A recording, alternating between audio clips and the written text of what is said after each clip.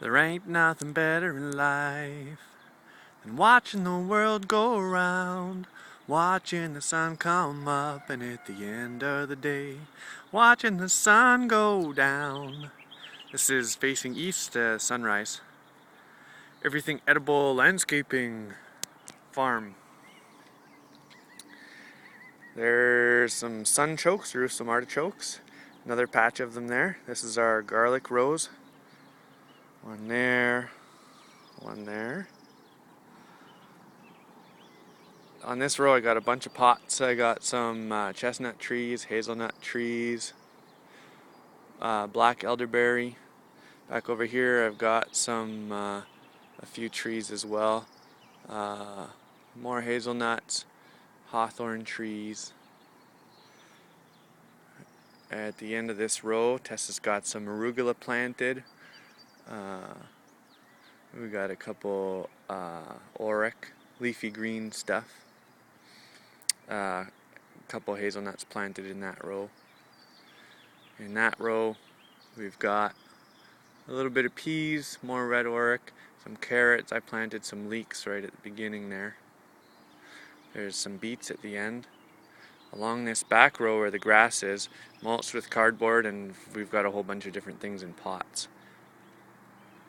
There's our greenhouse. There's some new terraces at the back. This is where the ducks used to be, ducks and the chickens, and I just planted those with squash and beans. Planted a row of sunflowers along this edge. We've got one sprinkler there, one sprinkler there. We've got one sprinkler there, one sprinkler there, sticking out of the top of the greenhouse, and one sprinkler there. So this is the entrance to the garden. Got the raised bed with the strawberries and some sorrel, French sorrel on top. Around in these troughs we've got miner's lettuce and chickweed. Our second raised bed's got some potatoes in the bottom that are coming up. Anytime we have a pot that has a plant that's died in it, which does happen, pour the soil into here. When our flats are done, we've taken out all of our seedlings. That soil goes into there, so we're slowly mounding the potatoes. When those are ready to harvest, we'll open the bin up, get everything out. On top you got the black oil drum with a little spigot at the bottom. We attach to a hose that we can use for watering all this stuff. And I use urine that I capture every day because it's so high in nitrogen, phosphates, all that good stuff. Here we got some strawberries with a fig tree planted right in the middle. Got a couple of fuchsias right on the edge here. Same thing around here. We're going to be growing lettuce, miner's lettuce. Got a few things in pots here, herbs mostly around this pond.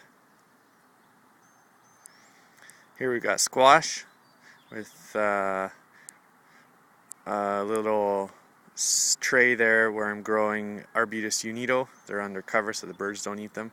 Here we've got the three sisters, corns, bean, and squash. Right down there is honeyberry. And under that netted area, that's where our chickens and ducks are. Let's go down the ladder.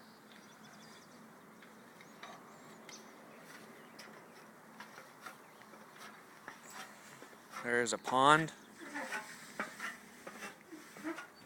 Get some water from there.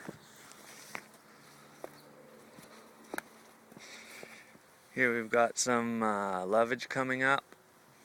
Corn, beans, and squash again. Not much happening in this bed yet. We've got a hops plant, some more sorrel. This is a walking stick cabbage, still very small.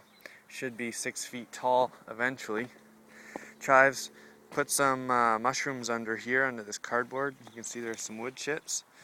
So as long as they stay moist, we should have the garden giant mushroom coming up here. Here's our potting bench. A few things on there that need to get potted up, made out of recycled pallets. There's our humanure composting bins. A couple herbs growing here. This is Tessa's herb garden. Here we've got some peas. A little bit of a trellis, needs a bit more work. A few more things in pots at the end there. Right along the chickens here, there's a row of squash. They're going to be able to grow out, fill this area. And then let's see what's happening in the greenhouse.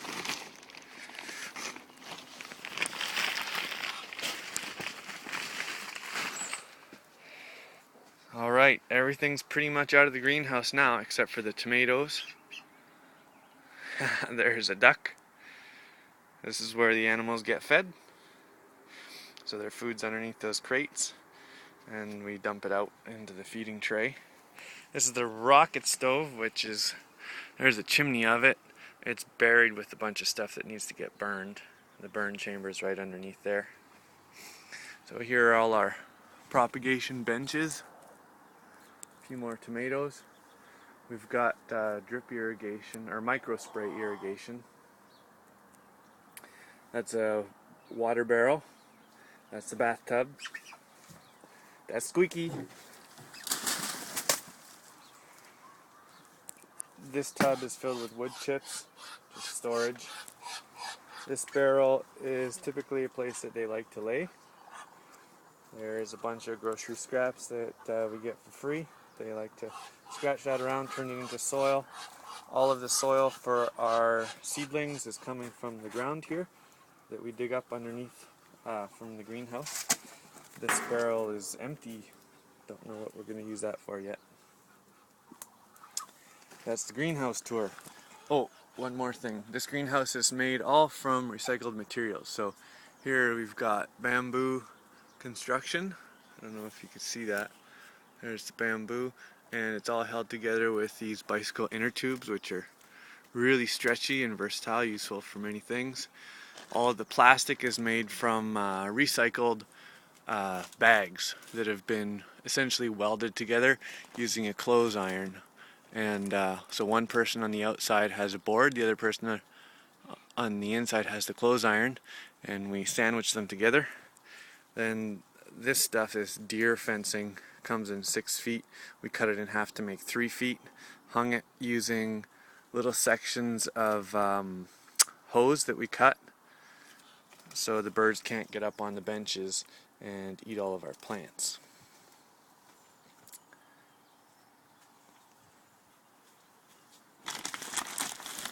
The door is made out of tarp that we get from Forestry Place, the lumber wrap. And that's about it. Bye for now.